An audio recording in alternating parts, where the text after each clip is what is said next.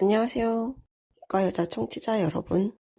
오늘은 8화 인터뷰 야생에서 잡아온 뇌과학 대학원생의 인터뷰 2로 나와주셨던 김봉구님을 다시 모셔서 얘기를 나눠봤습니다. 이번 녹음은 좀 소음이 들어가서 듣기 불편하실 수도 있는데 그래도 내용은 재미있습니다. 어, 사운드는 좀 양해를 부탁드리고요. 재밌게 들어봐 주세요.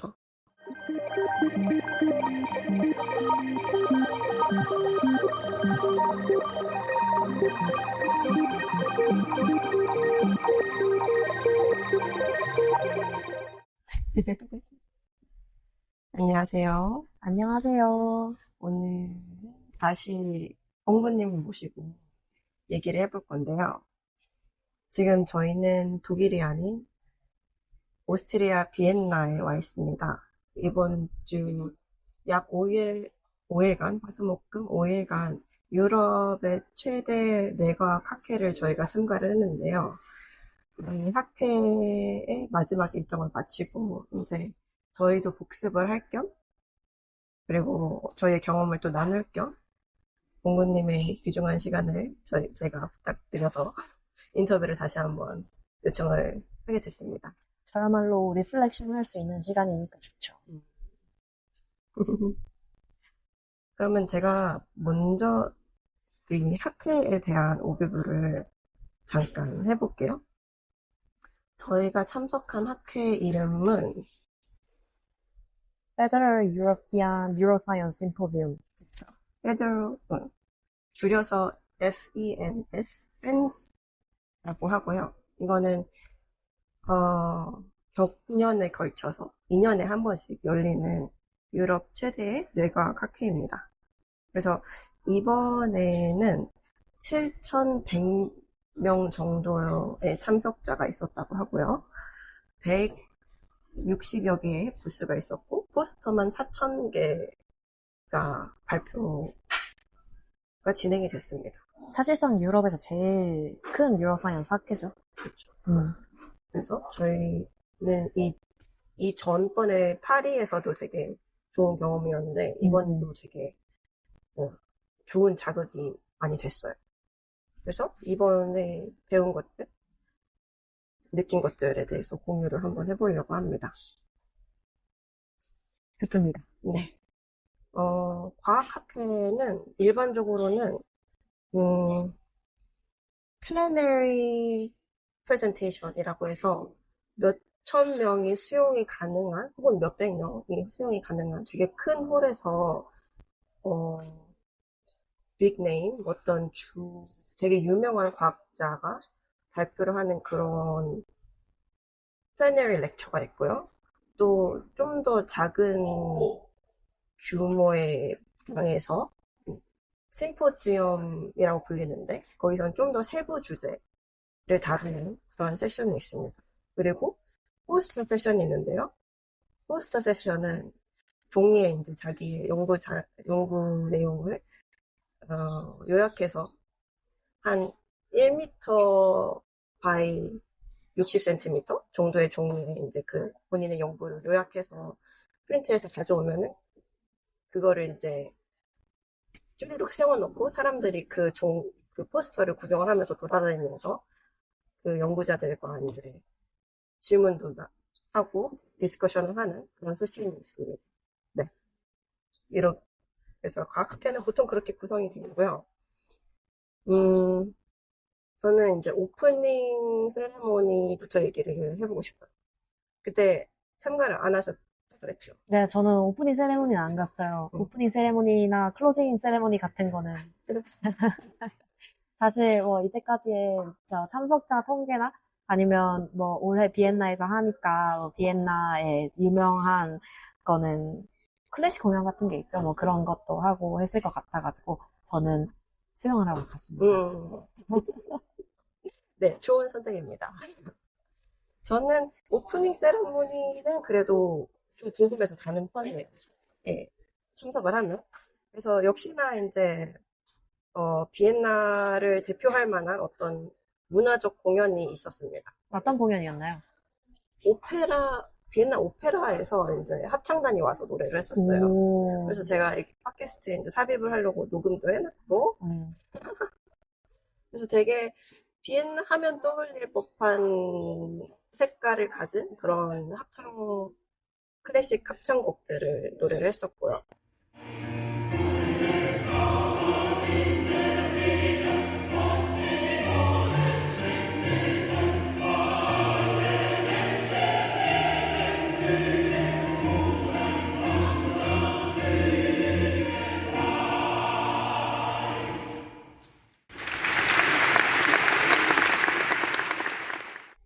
그리고 이제 뭐 중요한 그 보드의 뭐 학회 장이라든지 이런 사람들이 나와가지고 얘기를 한마디씩 하시고, 또 이번에 비엔나에서 행사를 오거나이징을 주도를 했던 오스트리아의 그 보드 멤버가 나와서 뭐 와주셔서 감사합니다. 비엔나를 즐겨주세요.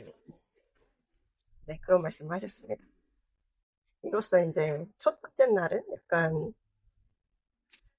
오프닝 세레모니만 저는 참석을 했는데, 혹시 화요일 날 그 오프닝 하기 전에 또 뭘 하셨었나요? 네, 오긴 왔어요. 지금 어플이 지금 안 돼가지고 확인을 못 하는데, 이번에는 또 책자를 하나도 안 나눠주고, 무조건 어플로만 정보를 열람할 수 있게 만들었다고요. 원래는 학회장에 오면 학회장 입구에 항상 종이로 된 책자를 하나씩 다 나눠주잖아요. 근데 이번에는 그런 걸 하나도 안 만들었더라고요. 일부러 그런 것 같아요. environment friendly하게 하려고 그렇게 낭비되는 책자를 없애기 위해서. 그런데 그렇게 되면 어플을 엄청 잘 만들어야 되는데 또 그건 아닌 것 같고, 아무튼 조그만 불만을 이야기해봤습니다. 저는 첫째 날에 오긴 왔었어요. 그때도 강연이 몇 개가 있어가지고 그거 보러 왔었습니다. 그럼 강연을 듣고 수영을 하셨고. 아, 네. 그러면 그렇게 화요일은 마무리할까요? 네. 네. 그리고 그 다음날 수요일부터 거의 학회 모든 행사를 참석을 학회장에서 이제 떠나지 않고 네네. 모든 것을 풀로 그렇습니다. 즐기셨다고 들었는데. 즐긴 거라고 해야죠. 네. 저는 굉장히 학회를 오면 무조건 학회장에서 시간을 보내려고 노력을 하는 편인데 그렇게 힘이 들진 않아요. 왜냐면 항상 내가 듣고 싶은 세션들이 오버랩 되면 오버랩 됐지 이게 비는 시간이 잘 없더라고요. 제가 워낙에 여러 분야에서 점핑 하듯이 일을 많이 해서 그런가 봐요. 그래서 다 재밌더라고요. 그래서 화요일부터는 아침 8시 반부터 시작하는 그 플래너리 렉처부터 저녁에 마지막 플래너리 렉처까지 거의 다 있었고요. 하루만 아침에 플래너리 렉처를 안 갔습니다. 저희 점프포 펜스가 있었던 그 다음날. 점프포 펜스는 학회 차원에서 오거나이징 했었던 파티였다고 했죠. 네, 맞아요. 되게 큰 클럽을 빌려서 진행했던. 네, 학회장 바로 옆에 있는 그 놀이공원, 프라터 놀이공원, 거기 안에 있는 클럽 전체를 대관해서 그게 층이 3개로 나눠져 있더라고요. 제일 위에 층에는 사람들이 모여가지고 루프탑 같은 데서 소셜 네트워킹하고 이야기하고 할 수 있는 공간이 있고, 좀 아래로 내려가면 펍도 있고 댄싱 홀도 있고, 그래서 모든 종류의 원하는 액티비티를 하실 수 있는 그런 이벤트였습니다. 그게 새벽 2시까지인가 이어졌기 때문에 아마 그 이후로도 아마 있었을 수도 있어요. 제가 한 1시 반쯤에 나와서 잘 몰라요. 근데 그때까지 사람들이 엄청 많았고 이 사람들 당연히 그 다음날 아침 플래너리 렉처에 안 오겠구나 라고 생각을 했고 저도 가지 않았어요. 네. 내향에는 저는 그런 행사가 있다고 얼핏 들은 것 같은데 전혀 관심 있게 보지 않았고요. 역시나 참석도 하지 않았습니다. 그런데 가면 굉장히 놀라운 점을 느끼실 수가 있어요. 거기에 참석하는 과학자들이 엄청 많잖아요. 근데 그 사람들이 엄청나게 열심히 논단 말이에요, 그런 데서. 근데 그런 사람들이 이 학교에 참석하는 이 국제적인 엄청 큰 학교에 참석하는 인원의 거의 절반 정도 된다고 생각을 하면 사이언티스트들 체력이 얼마나 대단한지 알 수가 있어요. 저는 그런 느낌이 들어요. 그런 행사를 갈 때마다. 이 사람들 일도 열심히 하는데 놀기도 정말 열심히 노는구나. 난 아직 멀었다. 그 수요일 날 되게 인상 깊은 플래너리 렉처를 들으셨다고 들었는데, 네. 그것에 대해서 말씀해 주실 수 있나요? 네네네. 오후에 5시 반쯤에 한 플래너리 렉처였어요. 스피커는 케이타이라고 그 샌디에고에 있는 솔크 인스티튜트에서 소셜 인터랙션 연구하고 있는 비교적 젊은 과학자고요. 여성 과학자십니다. 제가 이분이 예전부터 연구를 하는 게 사실 제가 소셜 인터랙션의 전문가는 아니지만 그 피규어의 레이아웃이라든지 아니면 스토리라인의 플롯이라든지 이런 게 너무 예쁜 거예요. 그리고 여성 과학자잖아요. 그리고 엄청 똑똑해요. 말도 잘하고. 그래서 그게 되게 쿨하다고 생각했단 말이에요. 그래서 이 사람의 연구를 계속 팔로우업을 하고 있었는데 요번에 플래너리 렉처를 들을 기회가 있어서 굉장히 신나 있었죠. 네. 소셜 인터랙션이라고 하면은, 사회적? 네. 사회적 상호작용이라고 번역을 하면 되겠죠. 적합하겠죠. 네. 전반적으로 소셜 인터랙션을 담당하는 그 아미그달라 부위에서 연구를 많이 하고요. 아미그달라랑 연결된 다른 브레인 리전, 그러니까 프리폰탈 코텍스 같은 것도 같이 연구를 많이 하고요. 아니면 뭐 페리에탈 코텍스라든지 포함시켜서.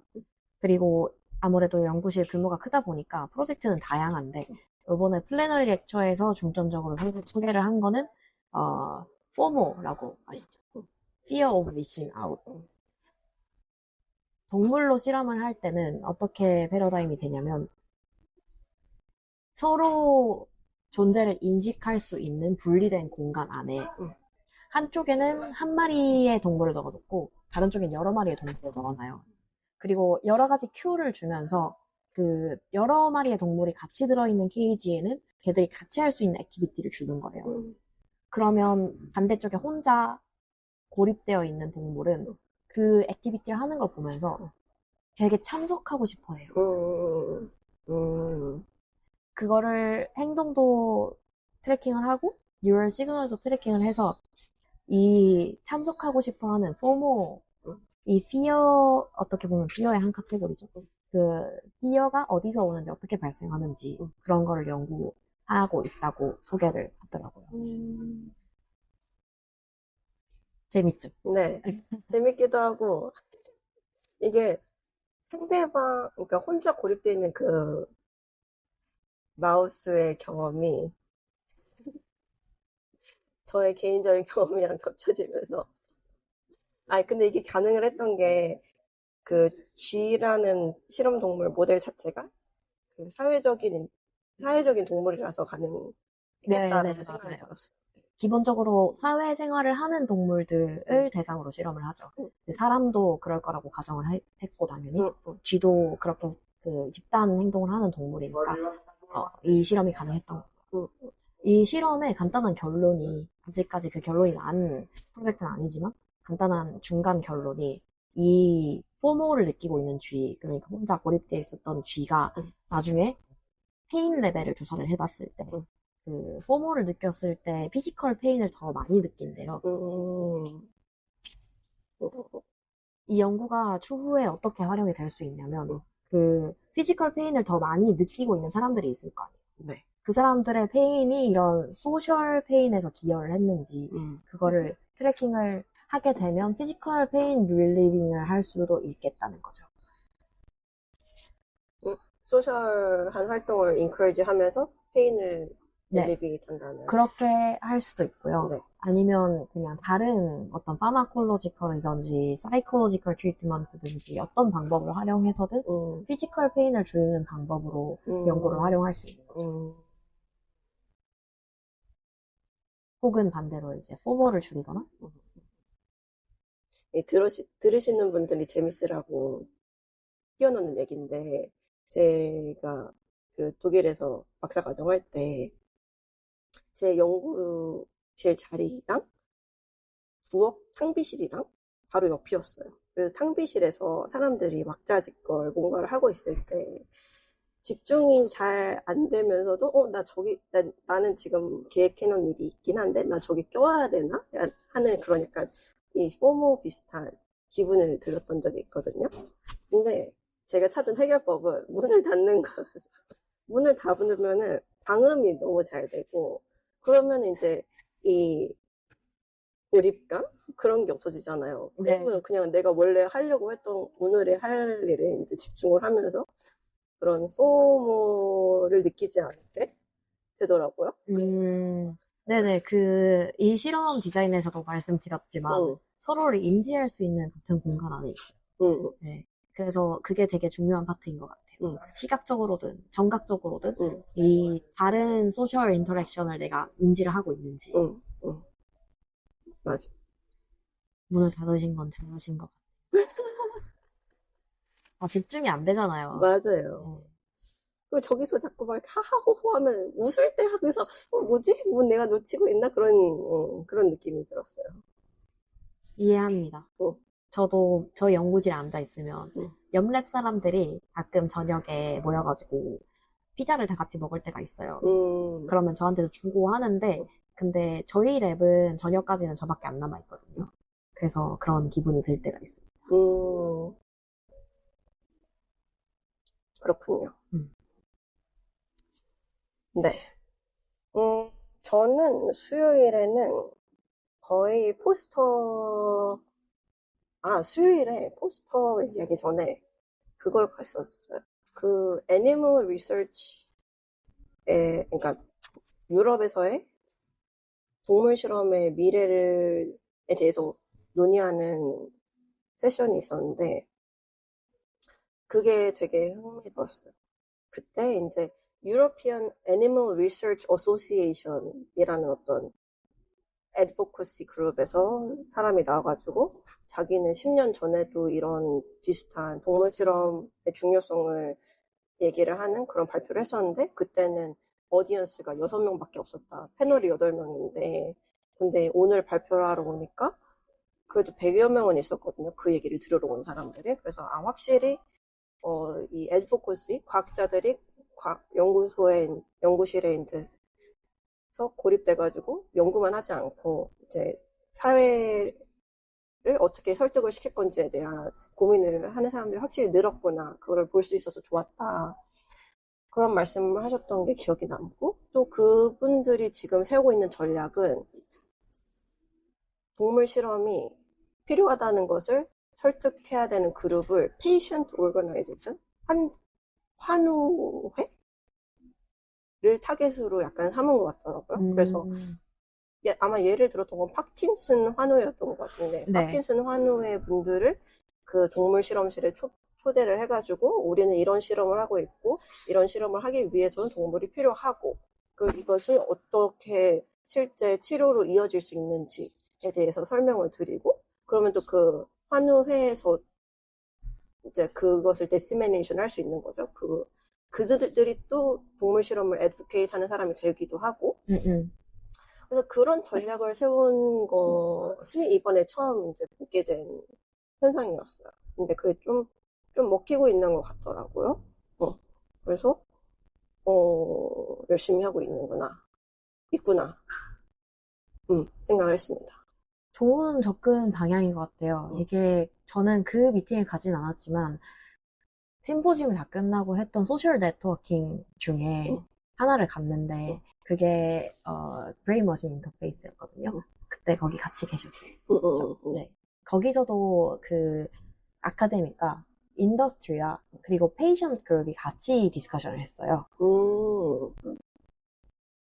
페이션트를 줌으로 초청을 해서 그 같이 톡을 하고 설명을 하는 시간을 가진 걸로 알고 있어요. 그 세션 소개에서 봤어요. 네네. 사실 저희는 그 전에 떠났지만. 그쵸. 네. 그래서 그거랑 비슷한 접근 방법인 것 같아요. 대중들에게 더 익숙해져야 되잖아요. 인더스트리얼 진출을 하려면. 근데 그 과정에서 환자의 값을 얻어서 응, 네, 어느 응, 정도 대중에게 인식도를 높이는 거죠. 응, 응.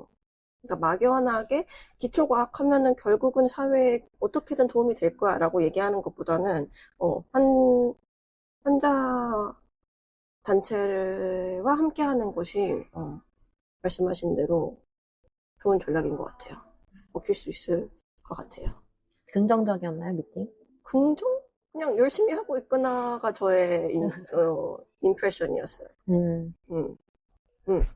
그래도 갈 길이 아마 멀 거라고 생각이 들어요. 패션 오르가나이제이션을 그 연구소에 초청을 한다 해도 한 번에 몇십 명밖에 못 할 거 아니에요. 공구씨를 비롯한 과학자들이 설득해야 되는 이 유럽 전 인구는 훨씬 더 크니까,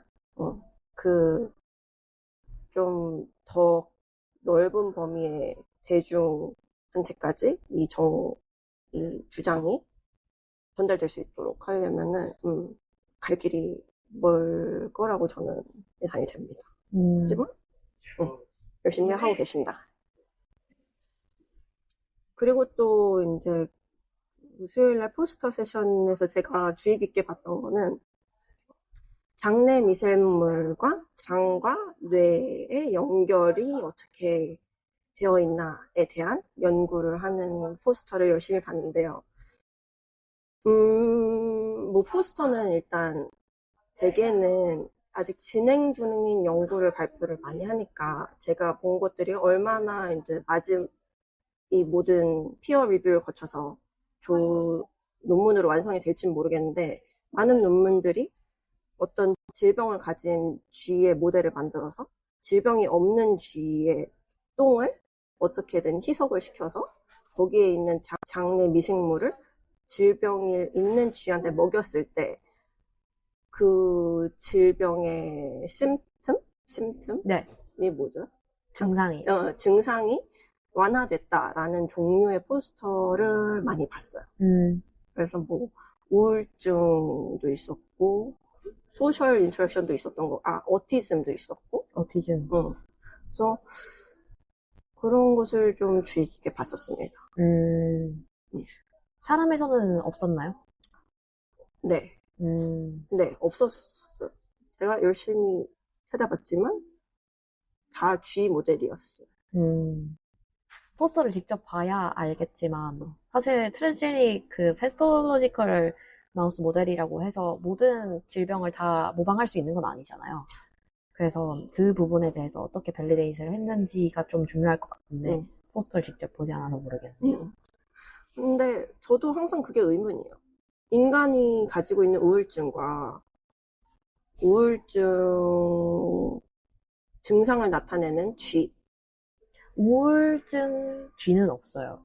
모든 그 디프레션 관련된 패솔로지컬 마우스 모델은 depressive like behavior라고 해요. 맞아요. 그렇게 익스프레션을 썼었어요. 디프레션 모델 G는 없어요. 근데 이게 디프레션이 그럼 특별한 거예요? 왜냐면 딴 것도 그래요. 딴 것도 like autism이면 autism like behavior. depression이면 depression like behavior. 뭐 좀 더 명확하게 얘기할 수 있는 거는 뭐 그런 거밖에 없죠. 오베시. 알츠하이머도 그냥 알츠하이머 모델이라고 저는 많이 들었던 것 같거든요. 근데 엄밀히 말하면 디멘시아도 라이크를 붙여야 할 것 같기도 하고. 디멘시아도 like 많이 붙일 거예요. 왜냐면 저희가 지금 얘기하고 있는 디프레션, 어티즘 아닐 수도 있겠다. 그 이제 디멘시아는 다 증상이잖아요. 근데 상대적으로 알츠하이머, 오베시티 같은 거는 진단이 가능한 병명이죠. 그래서 그런 거예요. 맞아요. 저는 그래서 그게 항상 의문이에요. 결국은 비헤이비어로 우리가 판단할 텐데. 네. 그래서 제가 방금 말씀드린 것도 같은 맥락으로 그 행동이 똥을 먹음으로써 완화되었다고 해서 실제로 인간에게 그 증상을 완화시키는 도움이 되느냐. 그 인간도 똥을 먹어봤죠. 그쵸. 네. 뭐 일단 G에서 확인이 가능했던 거는 똥을 먹으니까 똥도 속에 들어있던 미생물이 질병을 가진 친구들한테도 나타났더라.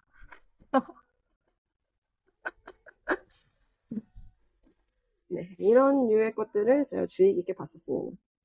흥미로웠던 거는 이 장내 미생물이 지난번에는 이렇게까지 사람들이 많았던 것 같지 않은데 좀 커뮤니티가 좀 더 커진 것 같다? 2년 전에 비해?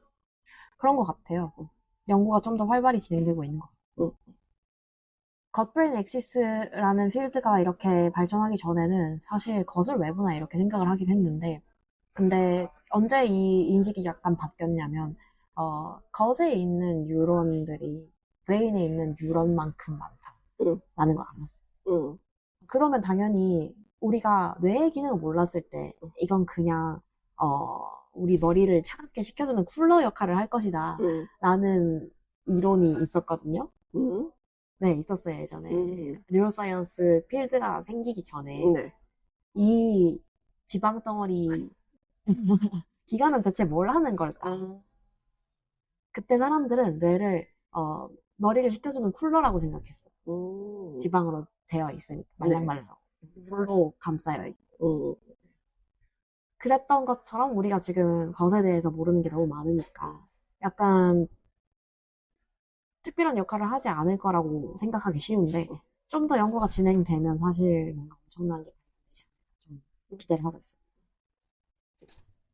아까 케이타이 얘기를 하면서 놓친 부분이 하나 있으시다고. 아, 네네. 이거 뭐 순서 바꾸실 건가요?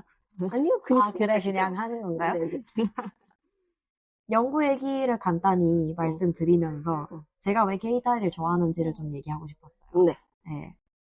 뭐 여성 연구자라서 그리고 엄청 피규어나 패러다임이 예뻐서 그런 것도 있지만 이분의 연구를 대하는 태도나 삶을 대하는 태도 같은 게 너무 멋있다고 생각했어요. 이번에 플래너리 렉처에서 정말 이틀박하고 들은 부분이 있는데 클로징 멘트 부분이었거든요. 클로징 리마크를 할 때 보통 자기 연구에서 테이크홈 메시지를 이야기를 하거나 아니면 특별히 어워드를 받는 사람들은 어워드에서 중요하게 여기는 키워드를 넣어서 스테이트먼트를 하거나 하는데 케이타이는 이번에 플래너리 렉처를 하면서 그런 얘기를 했어요. 자기가 이때까지 10여 년 동안 소셜 인터랙션 연구를 하면서 이 분야가 사실 빠르게 자라나고 있는 분야고 시작한 지 얼마 안 돼서 자기는 제너럴한 프레임워크를 여러분에게 알려주는 것밖에 할 수 없지만 지금으로서는 하지만 자기가 궁극적으로 바라는 거는 이러한 여러 종들과 개인들 간에 커먼하게 나타나는 일반화될 수 있는 어떤 사실이 아닌 인디비주얼 간의 베리어빌리티를 더 집중해서 보고 싶다. 그리고 그게 궁극적으로 과학이 향해 가야 할 방향이라고 생각한다. 라고 리마크를 했어요. 아, 정말 프라이드 먼스의 퍼펙트한 클로징 마크라고 생각했습니다. 연구자로서의 삶도 그렇고, 그리고 본인이 연구하는 것들이 어떻게 다른 사람들에게 영향을 미칠 수 있는지를 잘 알고 있는 것 같아요. 본인이 어떻게 보면 스타 과학자잖아요. 그러니까 사람들이 이 사람이 실제로 어떤 연구를 했는지 말고 어떻게 살아가는지도 궁금해 할 거란 말이에요. 네. 그래서 트위터를 엄청 열심히 하시는데 이런 플래너리 렉처를 하고 나서 소감이 어땠는지 같은 것도 그냥 사실적으로 다 트위터에 남기고 평소에 어떤 액티비티를 하고 다니는지 같은 것도 소셜미디어에 잘 공유를 해요. 네. 예를 들면 서핑을 굉장히 좋아한다던가 네. 지금 샌디에고에 있으니까 솔크 인스티튜트가 바닷가 바로 옆에 있거든요. 네. 그래서 거기 서핑도 많이 하고 그리고 전에 들은 바로는 스케이트보드도 되게 잘 탄다고 들었어요. 근데 더 놀라운 것은 그게 샌디에고로 가고 나서 거기서 배우기 시작한 거. 연구자로서의 삶이 어느 정도 인텐시브하게 진행되면서도 항상 새로운 액티비티를 배우는 걸 멈추지 않는 거죠. 그런 점이 되게 존경스럽다고 생각했어요. 그리고 내가 저런 쿨한 사람이 되어서 어떻게든 다른 사람들에게 영감을 줄 수 있는 사람이 되고 싶다 하는 마음을 들게 한 과학자기도 하고. 그렇습니다. 네. 그렇군요. 들으면서 되게 약간 흡사 연예인 같다. 약간 물론 이제 기본적으로는 솔직하게 소셜 미디어를 사용을 하시겠지만 어느 정도는 퍼스널 브랜딩을 그렇죠. 퍼스널 브랜딩이죠. 잘 하고 계신가 보다 음. 그런 느낌이 드네요. 좋은 연구를 하기 위해서는 당연히 똑똑해야 하겠지만 네. 똑똑하지 않아도 좋은 연구를 할 수 있다고 생각해요. 네. 인적 네트워크를 잘 활용을 하면 네. 그런 면에서 퍼스널 브랜딩이 굉장히 중요하다고 여기고 있고요. 그렇지 않나요? 네. 되게 독일 연구자랑 대비되는 특징인 것 같아요, 이런 거. 아, 독일 연구자는 애초에 소셜 미디어에 대한 약간은 반감이 있지 않나 하는 저는 그런 분위기로 느껴지고, 왜냐면 내 개인 정보를 중요시 여기니까. 아, 네, 그렇죠. 네, 네. 그래서 개인 정보가 온라인상에 업로드되는 것을 되게 거부감을 많이 가지고 있다고 저는 느끼고, 뭐 젊은 세대는 좀 다를지 모르겠어요. 뭔가 그게 유럽과 북미의 특징인가요? 아니면 최근 들어서 사람들이 미디어를 더 활용하기 시작한 걸까요? 왜냐면 저희 랩도 네. 최근 들어서 트위터를 시작했거든요. 제가 알기로는 그러니까 기관 평가를 받을 때나 그랜트를 쓸 때나 그런 사이언스 커뮤니케이션, 퍼블릭 인게이지먼트 이런 것이 다 평가 요소에 들어가기 때문에 팟캐스트를 만드는 랩도 많이 늘어났고 근데 저는 그런 거 보면서 약간 걱정되는 것은 그 트위터 운영 랩 웹사이트라든지 트위터 운영을 결국은 교수가 하지 않고 학생이 할 거란 말이에요. 아, 그렇죠. 저희도 포스트하게 해요. 그러니까 그러면 이제 연구에 집중이 될 수 있는 자원을 약간 나눠서 쓰게 되는 건데 그 교수 밑에 있는 연구자들이 학생이 됐든 테크니션이 됐든 포닥이 됐든 그것에 대한 컴펜세이션이 과연 될까? 어차피 평가는 연구 성과로만 가지고 평가를 할 거면서 나한테 추가 업무가 주어지는 이 상황이 개별 연구자들한테는 부담스럽지 않을까? 전 좀 그런 생각이 한편으로는 듭니다만 요즘에는 또 연구자들 평가할 때 그 연구 성과, 퍼블리케이션만 가지고 평가하는 게 아니라 그런 뭐 인게이지먼트 액티비티도 이제 CV를 업그레이드 해주는 요소로 유럽에선 최소한 되고 있는 것 같아서 또 개인한테도 좋을 수도 있겠다까지 생각했어요. 그게 실제로 도움이 된다고 인증이 되면 저는 기꺼이 할 것 같아요. 하지만 중요하잖아요. 다른 연구자들 간의 네트워킹. 중요하죠. 네. 어떤 거에 대한 하지만이요, 그죠? 그게 본인의 영구적인 리소스를 할애해서 시간을 투자해야 되니까 그게 도움이 될지 확실하지 않을 때는 좀 다들 기꺼이 하려고 할까 하는 그런 의문이 든다고 해요. 근데 이게 약간 조건부일 것 같아요. 본인의 연구 성과가 있는 상황에서는 그것이 이제 있으면 플러스 알파 업그레이드가 되는 요소지만 페이퍼도 없는 상황에서 그런 액티비티만 했다 했을 때 그럼 그건 아니죠. 네. 그러면 이제 커리어를 다른 쪽으로 디벨롭하면 몰라도 학계에서는 높게 평가하진 않을 것 같다. 일단 기본적으로 리서치를 잘 한다고 쳤을 때 그게 네트워킹이 곁들여지면 더 빛날 수 있는 거죠. 네, 그렇습니다. 이건 뭔가요? 다른 분야의 바이브? 같은 이야기인 것 같은데요. 네. 저는 이 학회에 이번에 참석하면서 제일 큰 수확 중에 하나가 네트워킹 이벤트였다고 생각하거든요. 방금 가리키신 요것도 다른 지역에서 온 연구자도 많이 만났지만 저희 튜빙엔에서 온 연구자들 평소에 이야기해볼 게 없던 사람들이랑도 얘기를 좀 했어요. 네. 분야가 달라서 굳이 만날 일이 없거나 혹은 저희 아주 없다시피 한 PhD 이벤트 조차도 나오지 않는 사람들, 그런 사람들이랑 이야기를 좀 해볼 기회가 있었어요. 그래서 좀 더 이 펜스를 계기로 친해진 것 같은 뭐 그런 느낌이 들었어요. 얼마나 다른 분야길래.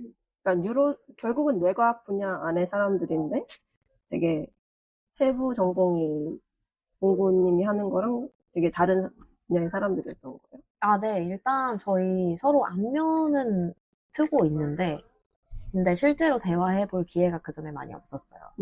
저희 박사과정들끼리 모이는 이벤트 자체도 많이 없고, 있다고 하더라도 뭐 연구실 단위로 서로 어울리거나, 혹은 세미나에서 만나거나 하니까 사적인 대화로 이어질 일이 없잖아요. 근데 이런 이벤트는 사람들이 조금 더 친밀감을 느끼기 쉽다고 생각해요. 아무래도 같은 지역에서 왔으니까. 그래서 저희가 뭐 말씀하셨다시피 같은 뉴로사이언스 분야 안에 있으니까 많이 다르진 않아요. 많이 다르진 않는데 제가 연구하는 분야의 사람들만 만나는 거에 비하면 많이 달라요. 실제로 제가 연구하는 분야에서 같은 토픽을 연구하는 사람들이랑 이야기도 많이 했는데 그 사람들은 대부분 다 다른 지역이나 다른 나라에서 온 사람들이었어요. 포스터를 돌아다니면서 그 연구 주제가 일치하는 사람들의 포스터에서 가서 설명을 듣고 제가 어떤 연구를 하는지 간단하게 얘기를 해주고 그리고 저희가 공통적으로 같이 갈 만한 학회 같은 거 참석하시는 일정이 있느냐 물어보고 실제로 그렇게 물어봤을 때 저는 한 5-6분 물어봤는데 그중에 5명은 다 간다 그랬어요. 그래서 올해 9월에 또 볼 것 같아요. 네. 이렇게 네트워크가 만들어지고 연결이 되고. 저는 그런 건 안 했는데 그런 것도 할 수 있군요. 대신에 많은 다른 수학을 얻으셨잖아요. 아, 저 그런 거 했어요. 저는 이제 암스테르담에 갈 거니까 네덜란드라고 영찰에 써 있는 사람들이랑 얘기를 좀 해봤어요. 그래서 그냥 연구 주제는 좀 저랑 달라도 암스테르담에서 왔다 하면은 가가지고 포스터도 좀 보고 거기서 이제 암스테르담 분위기 어떠냐 물어보기도 하고 혹은 네덜란드에는 어떤 펀딩 소스가 있냐 저는 돈이 중요하기 때문에 어떻게든 돈을 따야 되기 때문에 그런 것도 많이 물어보고 실용적인 정보를 많이 얻으셨네요. 네. 어떤 연구자가 그 사람은 너치는 아니었던 것 같은데 자기가 느끼기에 네덜란드가 펀딩 상황이 독일보다 좋은 것 같다고 자기는 느낀다. 그래서 정확히 왜 그런지는 설명을 안 해주셨지만 좋은 시그널로 받아들어서 이제 가서 다시 한번 가서 확인을 해보려 합니다. 그러면은 다음 날로 넘어가 볼까요? 네. 목요일에. 목요일도 포스터가 있었고 심포지움이 있었고 플래너리가 있었죠. 네. 저는 그래도 그 중에 제일 기억에 남는 거는 커피챗이었어요. 커피챗은 이제 멘토라고 지정된 어떤 established 교수 정도의 사람과 그 사람과 얘기를 나눠보고 싶어 하는 학생 혹은 포닥들 한 5-6명이 이제 매칭이 돼가지고 같이 점심을 먹는, 아니, 커피를 마시는? 네. 그런 이벤트였던 거죠. 네네. 저도 시간이 임박해서 이 이벤트를 알았기 때문에 사실 엄청 유명한 스피커들, 예를 들면 케이타이도 거기에 참석을 했어요.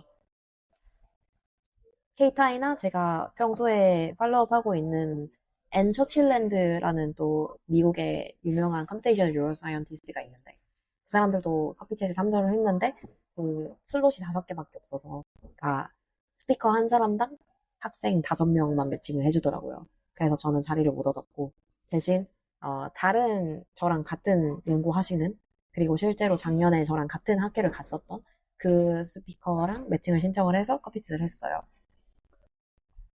가면 연구 얘기를 많이 할 줄 알았는데 의외로 그런 것보다는 연구자로서의 삶에 대해서 얘기를 많이 해주시더라고요.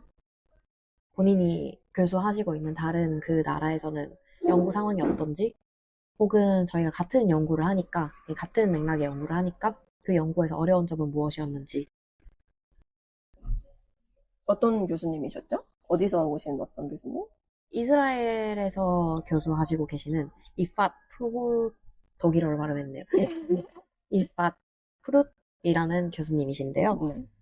저희 영장류 연구하시고, 그래서 연구자의 삶에 대한 말씀을 하셨다고? 네, 뭐 그런 질문을 하시더라고요. 만약에, 그쵸. 저희 그때 같이 커피셋을 했던 저 학생들이랑 포닥들이 다 본인이 지금 연구하고 있는 나라 말고 다른 데서 온 인터내셔널 리서처들이었거든요. 그래서 그런 질문을 하셨어요. 왜, 외국에서 공부를 하게 되었냐? 혹은 지금 있는 나라에서 연구를 하는 게 괜찮냐? 그리고 제가 그 질문에, 저는 독일로 공부를 하러 올 때 독일에서 공부를 하는 것에 대해서는 깊게 생각하지 않았고, 오히려 제일 최우선 순위로 놨던 게 리서치 핏이었다. 그래서 리서치 토픽과 내가 원하는 연구 분위기가 만족이 되면 어느 나라든 어떤 도시든 상관이 없다고 생각을 했다. 그리고 최종적으로 독일에서 공부를 하게 되었다. 라고 말씀을 드렸었어요. 그러니까 그 이팟 교수님이 그러면 리서치 핏이 전부 다 펍하다고 가정을 했을 때 네가 살고 싶은 도시는 어디냐? 전 세계를 통틀어서 그렇게 물어보시는 거예요. 그렇게 생각해 본 적은 없거든요. 네. 그리고 그 질문을 듣는 순간 깨달았어요. 지금 제가 있는 도시는 아니거든요. 왜 아름답고 귀엽고 평화로운 티빙은 그래서 제가 바로 그렇게 얘기하긴 했어요, 교수님한테. 교수님 제가 이렇게 얘기는 했지만 그래도 정말 티빙엔 코지하고 뷰티풀한 루럴 에리아라고 생각합니다. 루럴 에리아. 시골? 시골. 네. 저는 좀 더 컬처럴 익스피리언스가 많은 도시를 원했다는 거를 그때 깨달았어요, 대답을 하면서. 근데 그 교수님이 그 질문을 한 동기가 뭐였을까 저는 궁금하긴 해요. 스몰톡의 일환 아닌가요? 그래요? 그럼 봉구님이 그것을 인상 깊게 기억하는 거였고 그냥 약간 지나가는 말이었던 거예요? 아니요, 모든 질문이 다 그런 일상적인 질문이었어요. 뭔가 의도를 제가 추측을 해보면 다음 커리어 스텝은 어떤 곳에 살고 싶었는지도 진지하게 고려를 해라 이런 의미. 그런 의도도 있었을 것 같아요. 네. 왜냐하면 본인이 이스라엘에서 연구를 하고 계시잖아요. 네. 근데 이스라엘이 연구자로서 커리어를 쌓을 수 있는 곳인가에 네. 대한 이야기도 좀 하셨거든요. 그래서 결론적으로는 말씀을 하신 게 포닥으로서는 이스라엘에서 연구를 하기 어려운 것 같아요. 그러니까 어렵다고요? 이스라엘에서 박사까지 하더라도 포닥을 외국으로 갔다 와야 이스라엘에서 나중에 테뉴어를 잡더라도 훨씬 많이 쳐준다. 그래서 포닥을 이스라엘에서 하는 거는 정말 추천하지 않고, 그래서 교수의 입장에서 봤을 때는 좋은 포닥을 구하기가 너무 어렵다. 이렇게 말씀을 하셨었어요. 맞네요. 진리아라님이 말씀해주신 것처럼 다음 커리어를 고려를 할 때 로케이션도 고려를 해야 된다라는 의미가 있었던 것 같아요. 그 질문을 하시고 나서 그 질문에 대해서 조금 더 생각을 해봤는데 사실 또 다른 친구랑도 같은 내용으로 이야기를 했었고요. 같은 친구. 그래서 또 발전된 생각은 박사나 포닥같이 템포러리 포지션을 가질 때는 그렇게 제가 살 도시에 대해서 진지하게 고민을 할 필요가 아직은 없는 것 같아요. 근데 포닥 이후에 내가 퍼머넌트 포지션을 잡게 되면 내가 그 도시에 평생 살아야 되는 거잖아요. 그러면 나의 행복이 당연히 중요하단 말이죠. 행복하려고 일하는 거죠. 네. 그때는 그걸 좀 더 진지하게 비중을 네. 줘서 고려를 해야겠다. 근데 퍼머넌트 잡을 저희가 골라서 갈 수 있는 게 아니잖아요. 붙으면 가야 되는 거니까. 아, 그건 굉장히 현실적이네요.